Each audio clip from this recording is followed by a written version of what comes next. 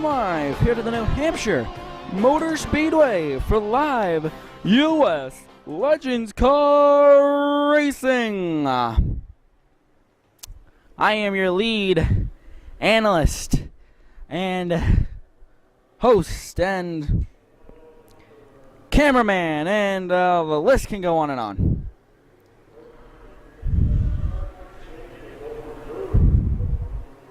As we are getting ready for live U.S. Legends Car Racing here at the New Hampshire Motor Speedway. As I'm just going to do something real quick.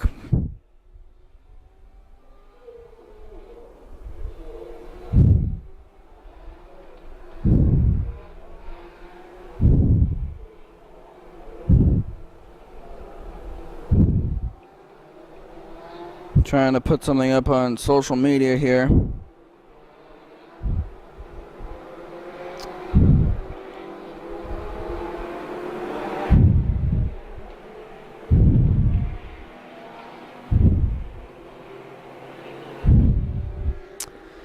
The field rolling through the back area. As guess what, guys? We have a very special treat for you here at NHMS today. Want to know what it is? It is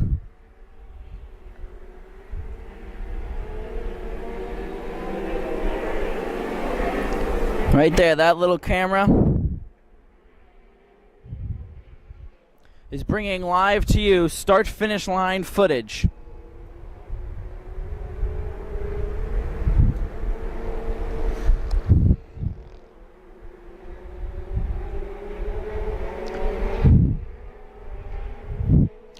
I'm just plugging in my headphones here to be able to hear myself. There we go.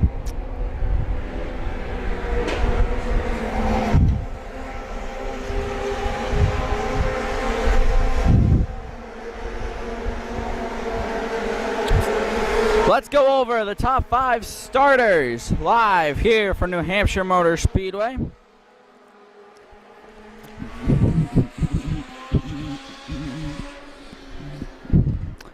On the pole today here at the New Hampshire Motor Speedway, Sean Buffington, the number 23S.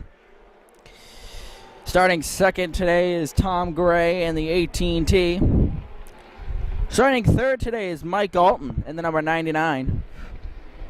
Patrick Dillon will start fourth in the 45 car. And Steven Johnson will start fifth in the number 42 car. One other driver we'd like to point out of this entire field is Miss Taylor Martin. She had a little bit of issues this morning in qualifying and stuff like that. We won't get into it much because so somebody we're gonna watch today is the one and only, I guess one and only Taylor Martin, because she is going to be somebody to watch because she's good on this road course, as you guys know. So yeah, let me stop rambling on. We'll pick up the field, rolling along, coming out of the back 9.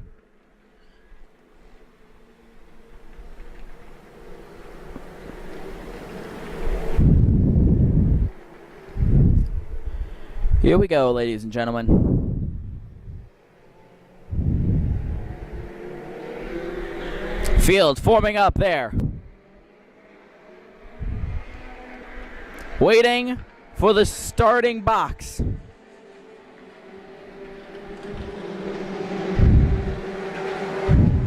Which is that cone in the start-finish line. We're green. 12 laps of racing.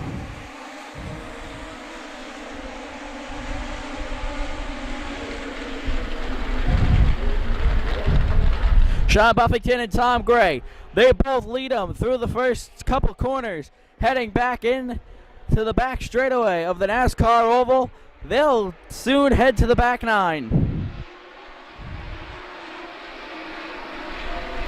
Whoa! Sean Buffington just locked him up hard as he went wide right there. Buffington, Gray, Alton. That is your top three. This is the only spot on the track we lose them. Going into the bowl.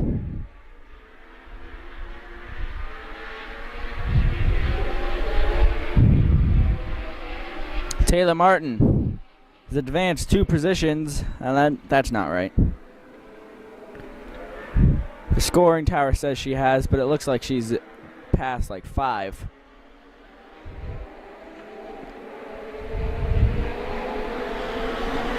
First time through 12A. Here they come right back, rocketing onto the start front straightaway.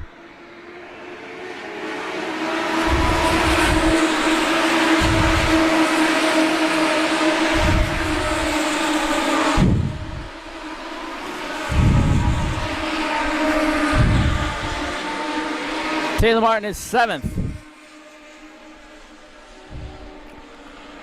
Like I said, she's somebody to watch because she's good at this road course, and they put a good driver at the back of the field. What else do you expect?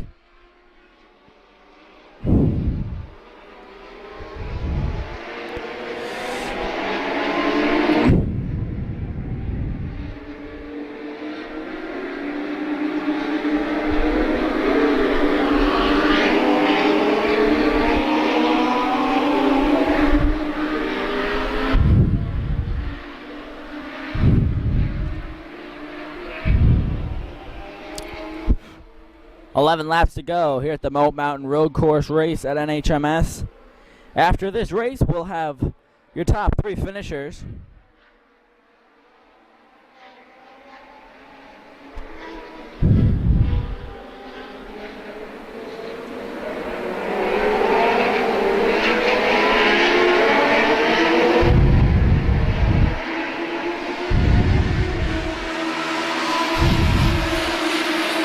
There's Sean Gray leading the pack as these guys continue to just log laps here. We're pretty well single filed out now. Whoa, sorry. Something you don't want to do when recording. You don't want to kick the tripod.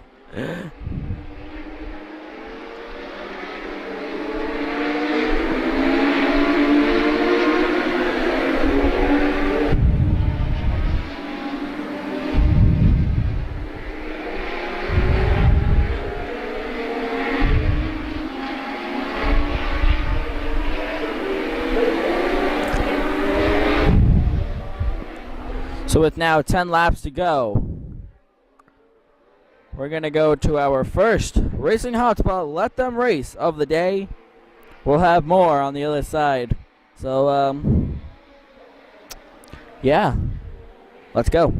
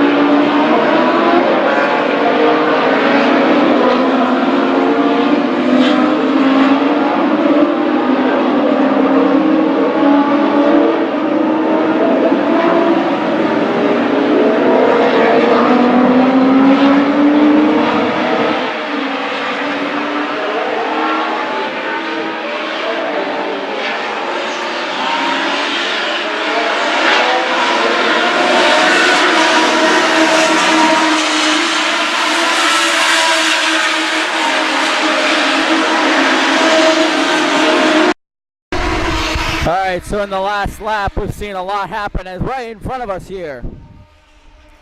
Taylor Martin goes around and takes the 5th position.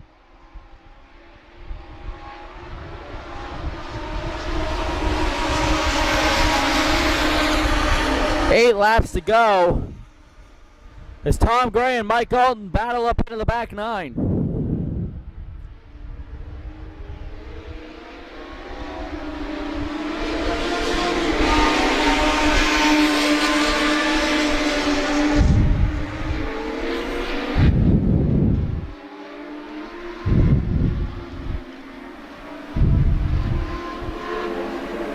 Oh, we got a trouble car.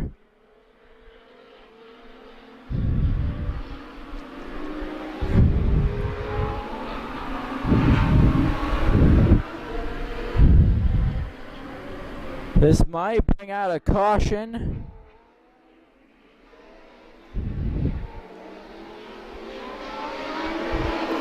Because that's the number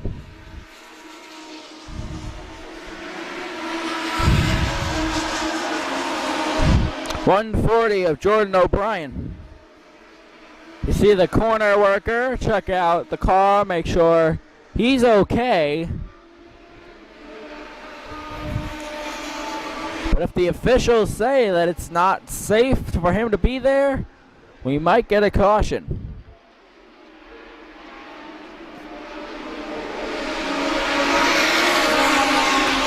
And that, to be honest, might be Taylor Martin's big break of the day.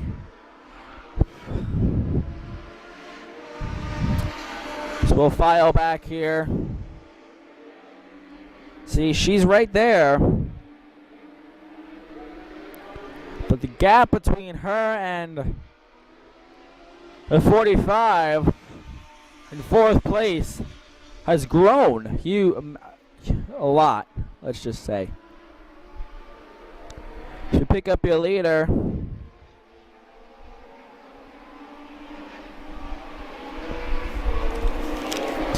Riding along, coming out of turn 12, turn 12A, to get the 6 to go.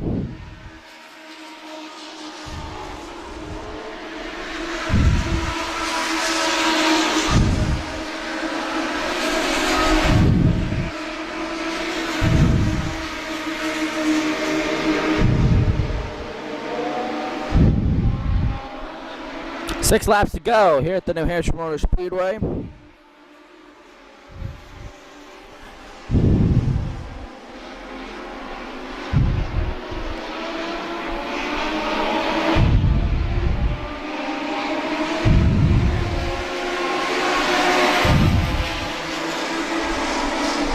Tom Gray continues to battle Mike Alton.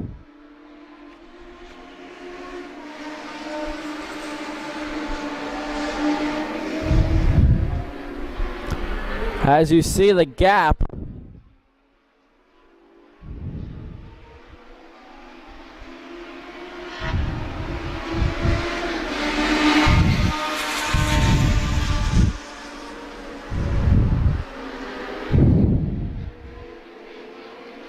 see the gap between the two of them. And Sean Buffington is putting on a clinic right now.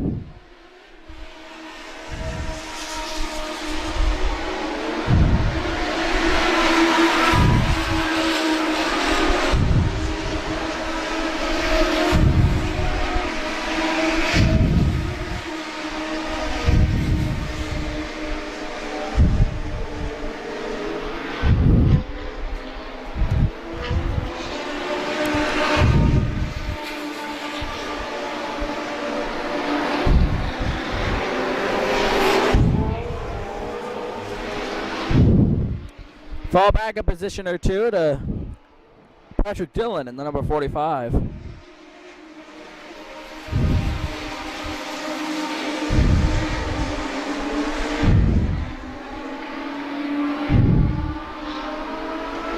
He's just cruising along, having a happy good time.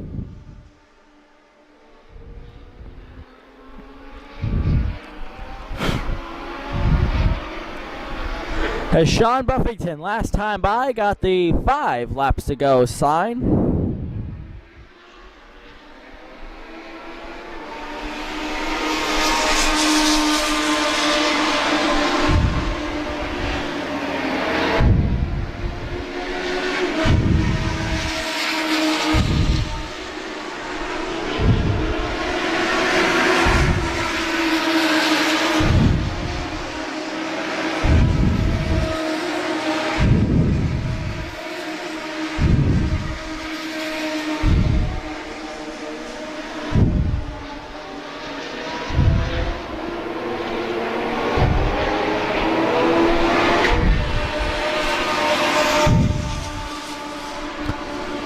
Four laps to go.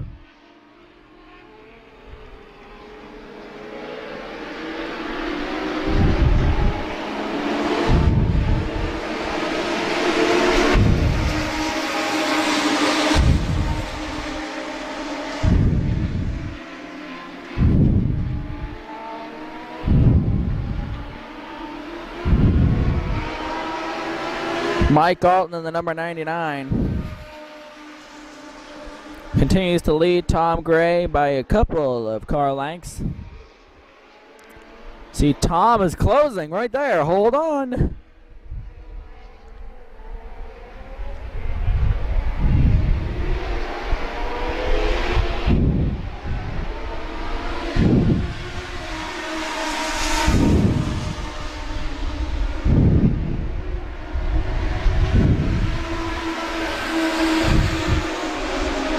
Three laps to go.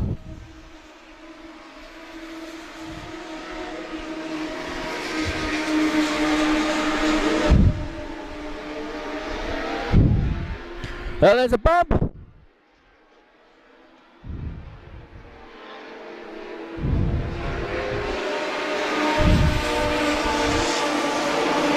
Can Tom get by him to get second?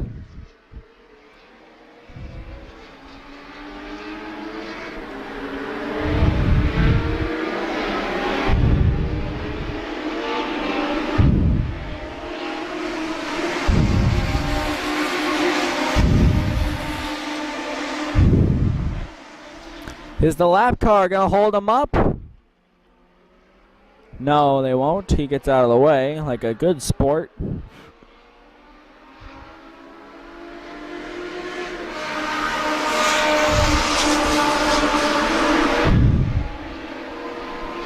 Sorry.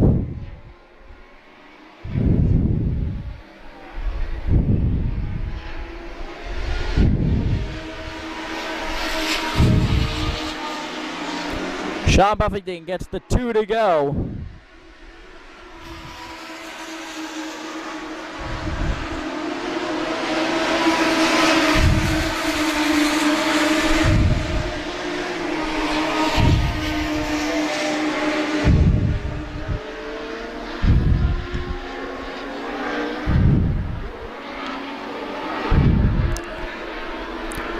As you see, we have both current battles in the same shot.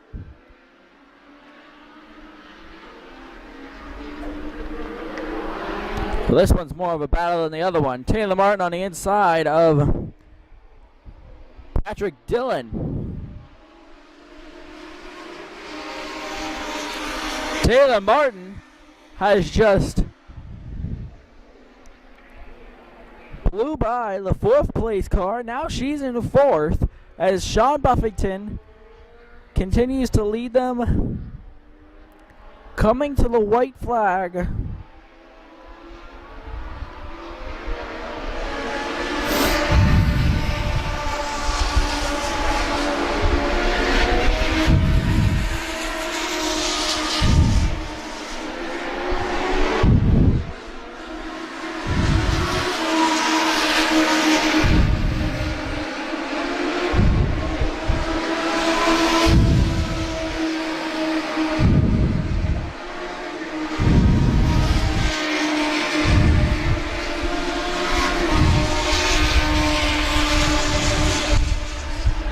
The final time today, Sean Buffington heads into the back nine, up the hill. Over the mountain, down into the bowl.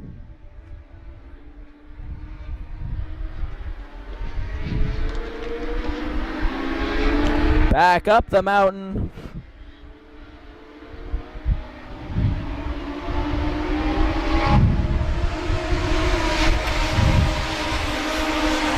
Past the lap car. Mike Alton has gone by Tom Gray. We know that. And Taylor Martin runs in fourth with a good distance over Patrick Dillon.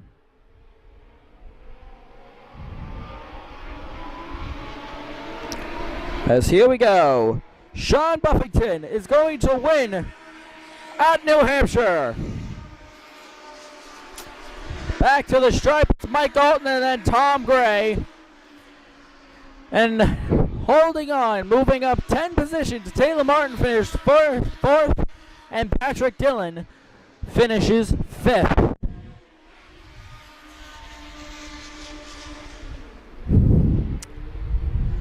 That is your top five.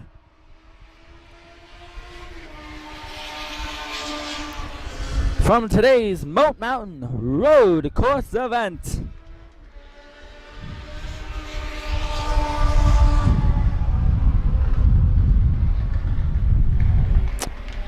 That's going to do it for us as a couple more drivers come across the line.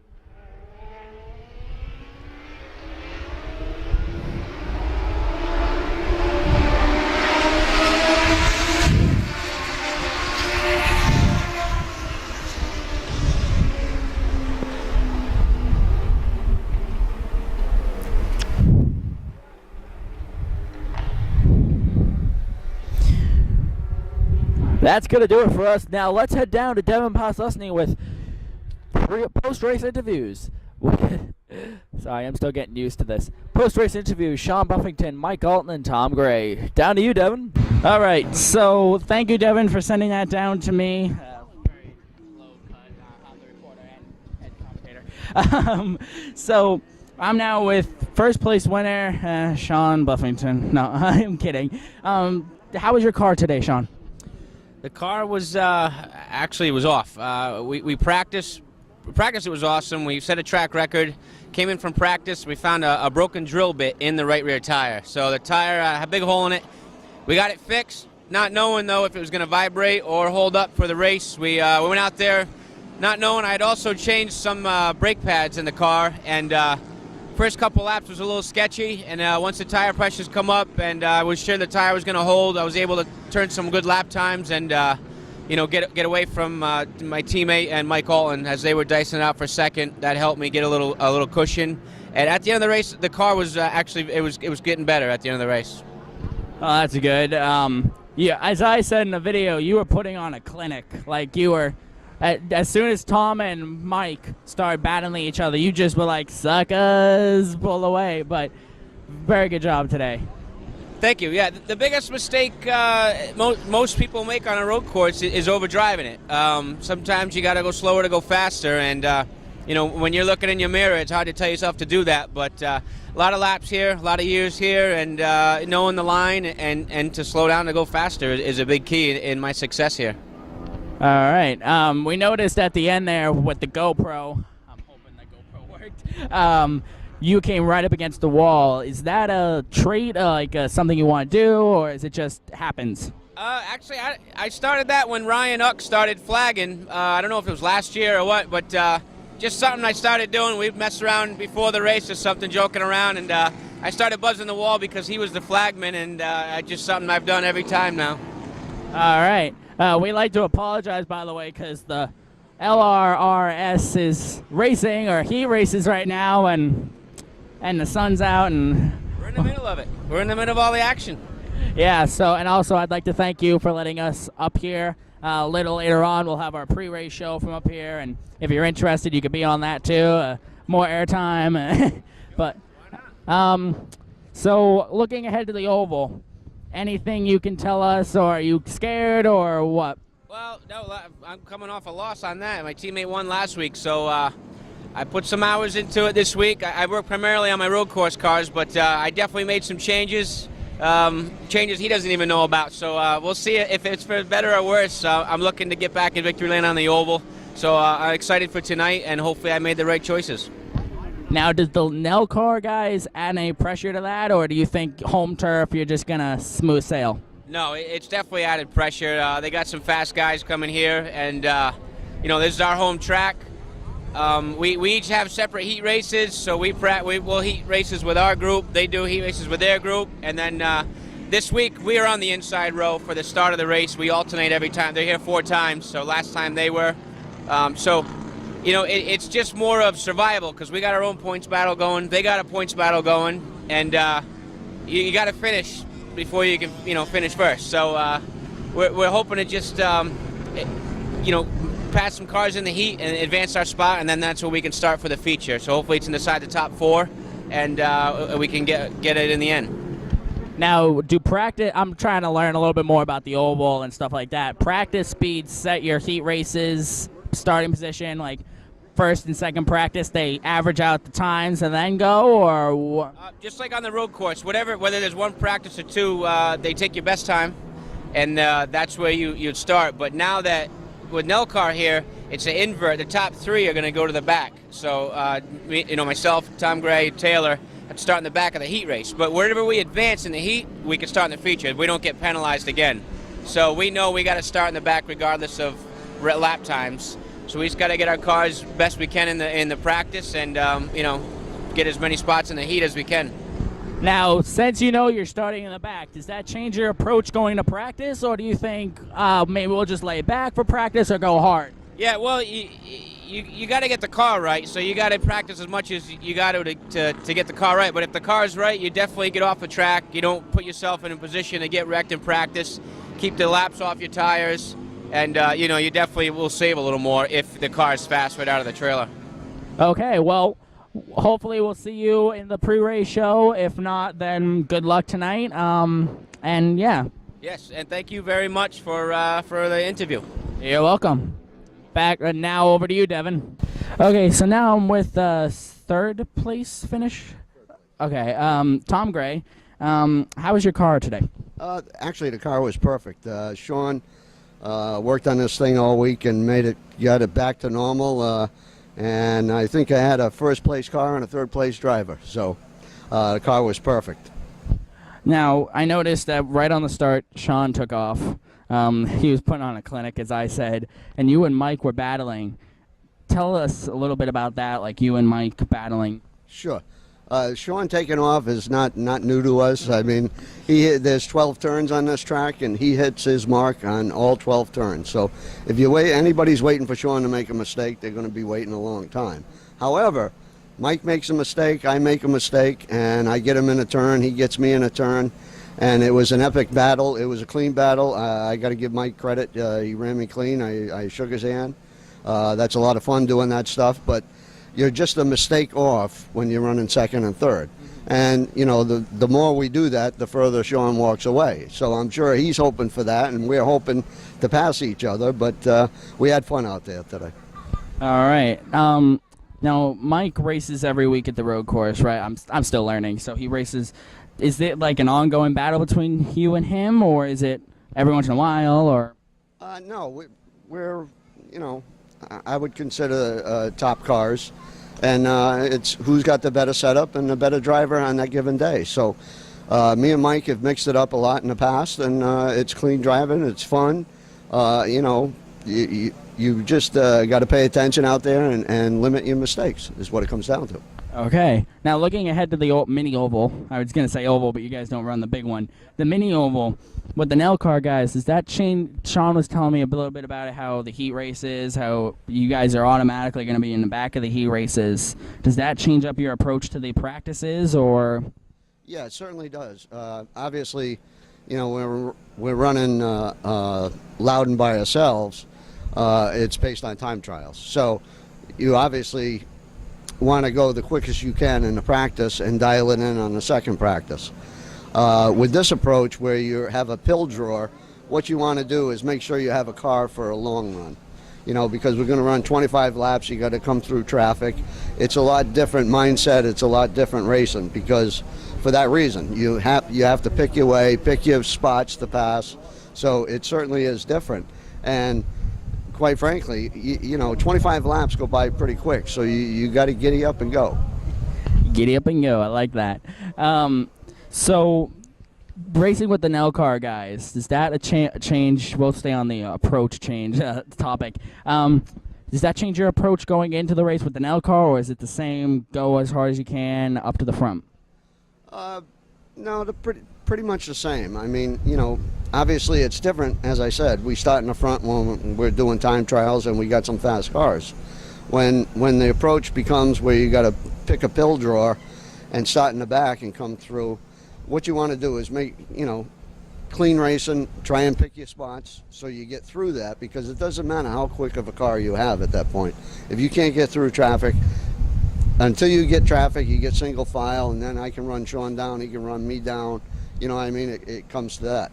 And yeah, there's some battles going on. It's, you know, they created this us and you type thing. You know, it's Nell car and NHMS. So it's fun as long as everybody takes it that way. It's fun.